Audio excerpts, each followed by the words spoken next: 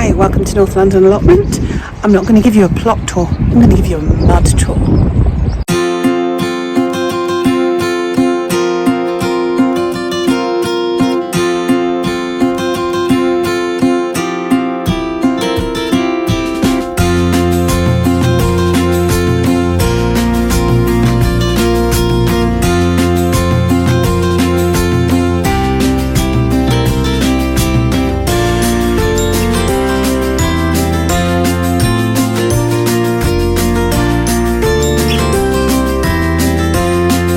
Starting from the shed and progressing down.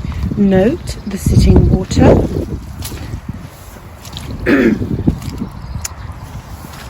This is my plot. I know, I'm so much better than those who've had it flooded completely, and I appreciate that. But this is still irritating. It's just I'm getting worried because obviously you've got to cultivate your plot, you've got to have it, like, depending how long you've had it, how much you've got to have it cultivated. I'm going to have to cultivate all of this year, and now is the time where I want to be clearing it, getting it ready. Look, but it's clay soil. It'd be great for pottery.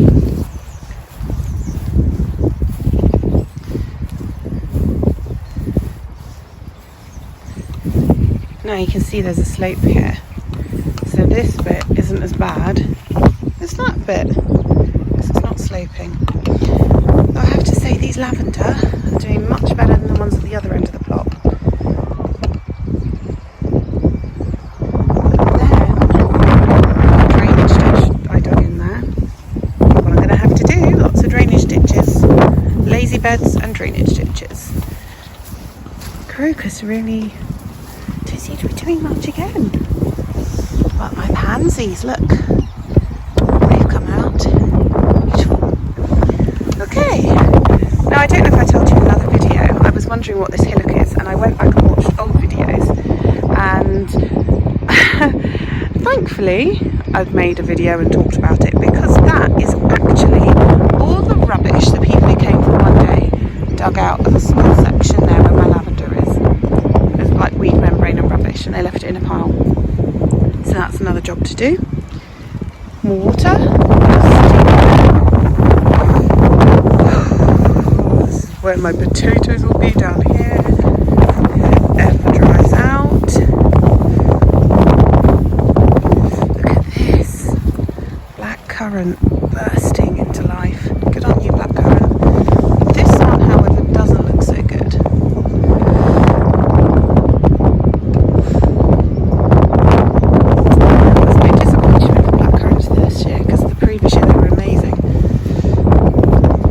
Again, the soil on these heaped beds is better because it has drained. So my plan for the future, these lazy raised beds and a ditch around the side so any excess water drains off. And okay, I might not feel the benefit in the summer, but next winter I will be very grateful. Might even be able to plant some stuff by now. Oh, hello, what are you? You're a weed, aren't you? You've done very well to come through there. Of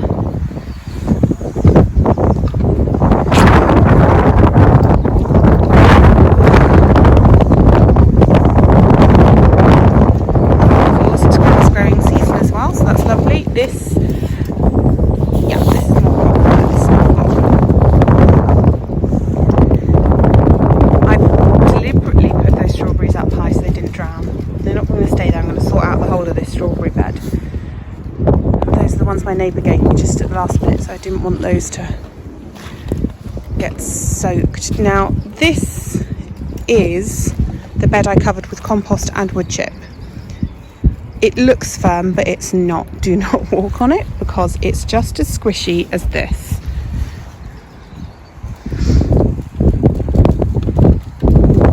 There we go, more water. And you can see this is where I actually dug a drainage ditch, and it's all silted up because obviously there's been so much rainfall, it's kind of washed everything into it.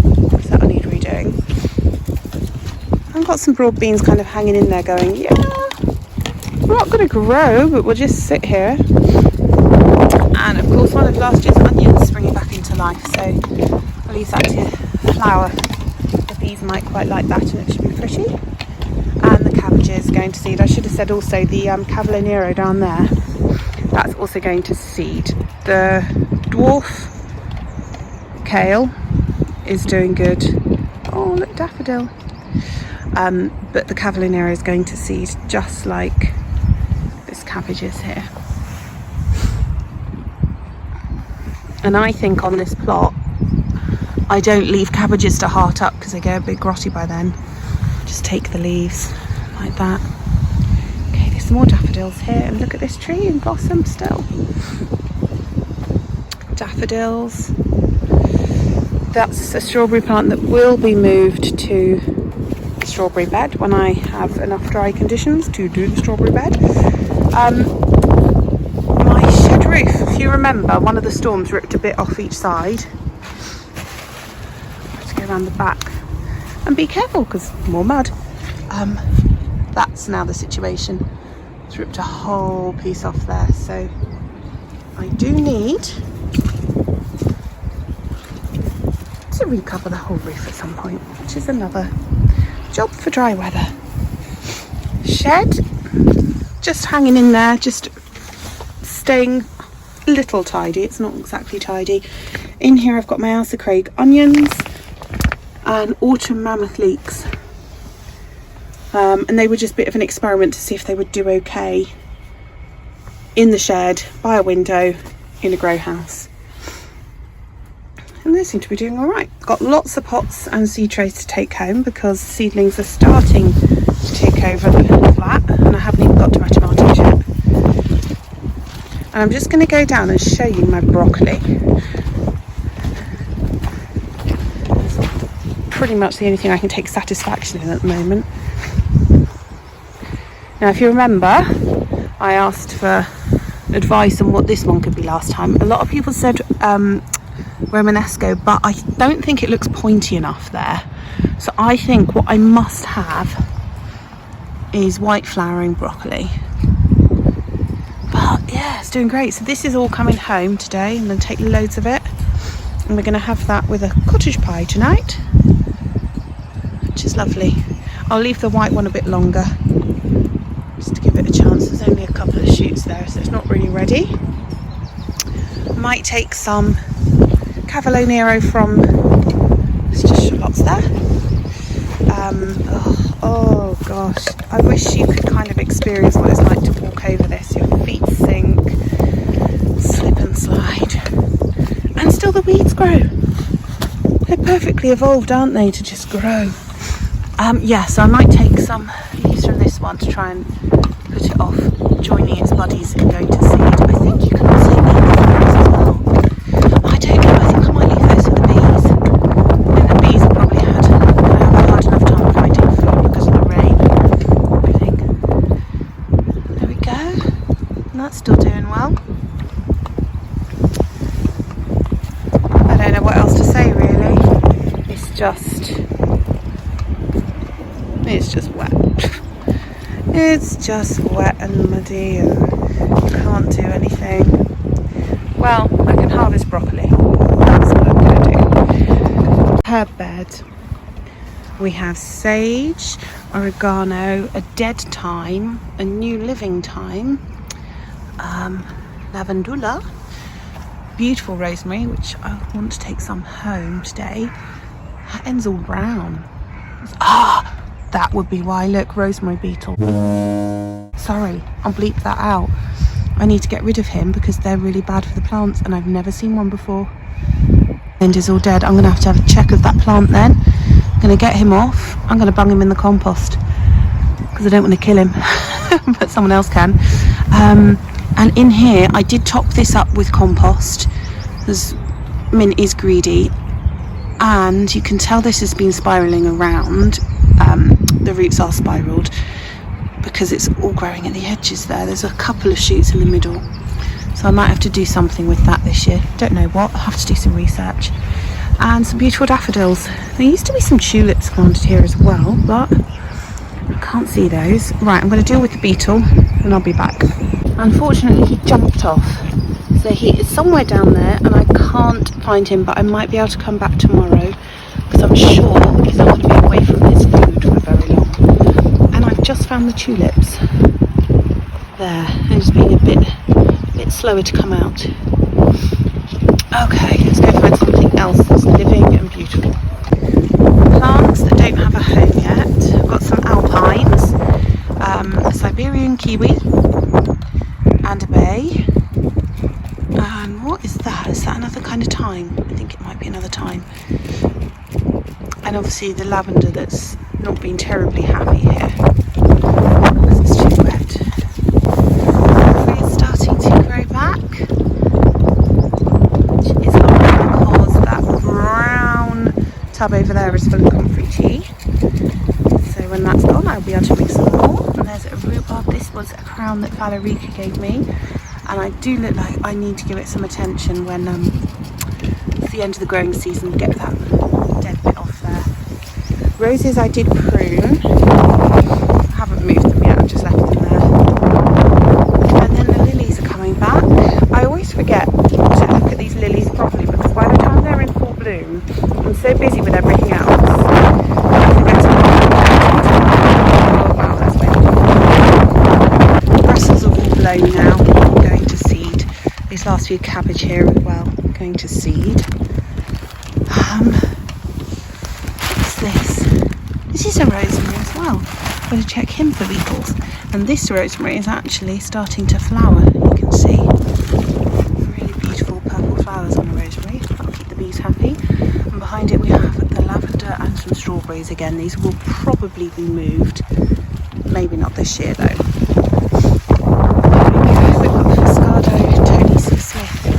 Garlic, which is doing really well considering it's Greek and Mediterranean. It's doing quite happily there. Just some corms, flower corms front there. I think they might be irises. Oh, hello. Aren't we privileged to see it? I might be out tomorrow, you know. Yeah, red onion, not a fan of the wet. A lot of those have rotted away, I think. White onion, bit more resilient. Got loads of onion to go in, and what the plan is, I think it's going to be like that second bed there, and that's going to be carrots and onion. And the onions will want to go in soon, obviously not when it's this wet. Squelch, squelch, squelch. The grass survives. That's where I've been throwing my weed roots. Blooming stuff is still surviving. Yes, so probably over there, up there, that will be on my plan anyway, my carrot and onion bed. Now hopefully, because that section of membrane has been down over a year now, hopefully everything will be dead and it will produce, it will be better than this, because this hasn't discovered it. Even so, that is so much easier to deal with than that. And that's still easier to deal with than what I inherited. So let's take the small wins where we can. So yeah, so I think what I'm going to do soon is start peeling that back. With all this wind though, it's just going to take the membrane and peel it back and start shaking it a bit. I think there might be pumpkins at the front. Remember. Yeah. It's so wet. It's so wet. You can see I don't bother covering this anymore. I don't bother recovering it at the moment because the strong winds just keep it coming. And then you can see something's been at my compost again. Oh, there's a sticker on that. That's not good. Oh, that's paper sticker. I think that'll be fine. If it's paper, I sling it in. That is the last of a co-op compostable bag. So I've just slung in some of the yellow leaves from the broccoli, kitchen waste. It's looking pretty good. Now in the week, or last week, whenever it was I was up last, I was getting a bit worried because there were lots of little creatures living on the rim of this, and they were these guys, and it was just, they were everywhere, but nature seems to have sorted them out. So anyone on the Life at the Allotment group has lots of different opinions, different ideas, but I think the consensus came was kind of leave it and see what happens, because nature will sort it out. And I will drop in a clip so you can see what I was talking about last week, because you're like, no, that's not an infestation. Yeah, there was an infestation.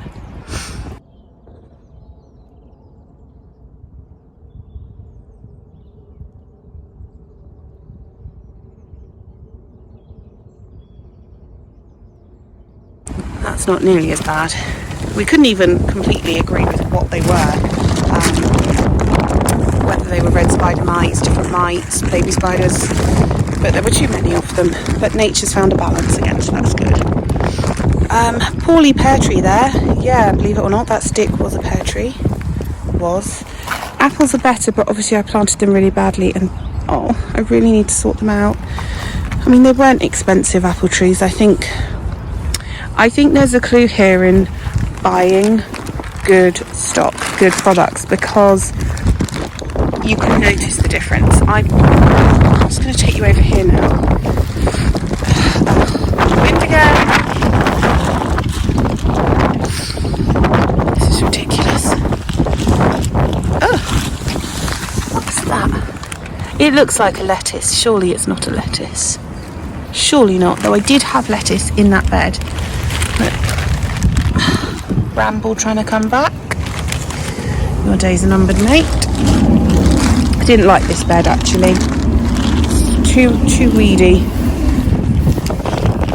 I think I put cucumbers to be here this year, which might be a mistake actually, because I'm not going to get my perennial fruit garden ready.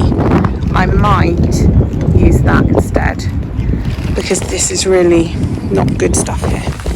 Okay, so this is a cherry mirabelle plum. Now when I bought it I thought it was going to be a bush, but it's not, it's a tree, isn't it? So it's kind of growing flat, which is nice, but I might have to move it at some point.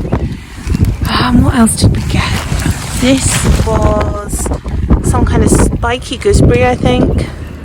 That's a really technical term for you there. This was marking a rhubarb that died, but actually maybe there is a sign of life there. I'm sure there were plants in here. Now this here, where is it? That, I'm pretty sure was a Poundland raspberry. I won't be buying Poundland raspberries again. I do want to get some raspberries, but they all seem to be very expensive, so I'll have to wait. I think this is another gooseberry. This is a red gooseberry last year. One of my 3 blueberry plants. I've got one here, which is very small, one here, and one here, which I think one of them's a pink one. I think it might be this one.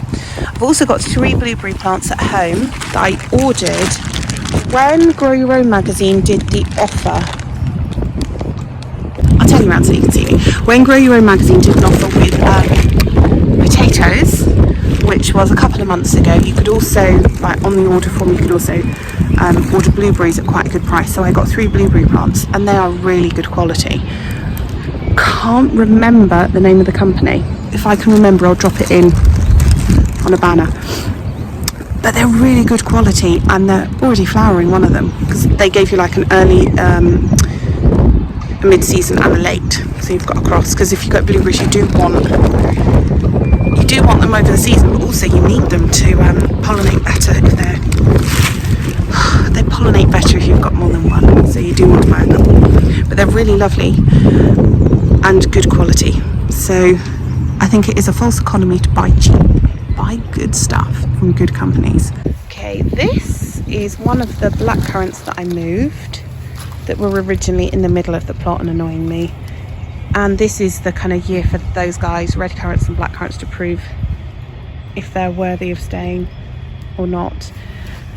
And I was going to move them all over there, but I kind of feel sorry for them because I've already moved them once in a couple of years, so maybe I won't. Maybe I will leave them there as like a wall. because the idea was when I only had half plot that all this wall down here would be a fruit wall all the way up to where that composter is. So there's my lovely broccoli, which I already showed you when I was giving you a mud tour. And this is the celery that is now coming back to life a bit, because I believe it's biennial plants, so it's going to, is it biennial or biannual? Someone tell me. It's going to basically set flower and seed this year. And this is a celeriac, which might be doing the same. Might get some seed. Didn't get any celeriac. Okay, so that's like the sensible tour with some extra mud thrown in, as opposed to the mud door, which was just mud. Hi, it's the following day. I am back for one reason. Get that beetle. The sneaky beetle wasn't on the bush at first, so I went and did some other jobs. I weeded the onions and garlic and put some chicken manure pellets down. And then I came back and he was there. So I'm going to go put him in the compost bin, where there's no rosemary and he shouldn't be able to escape. This does smell great. I don't think he's got any buddies with him. So hopefully the rosemary will be okay now. Success. Just walking out past this bush. Do you remember it yesterday? Look, in the space of one day, those leaves have all jumped out. As predicted, crocus has joined pansy, and around here, where I've just weeded and put chicken manure pellets down, look at that beauty. Isn't she lovely? So on what is actually quite a nice sunny day, I will say until next time, have fun.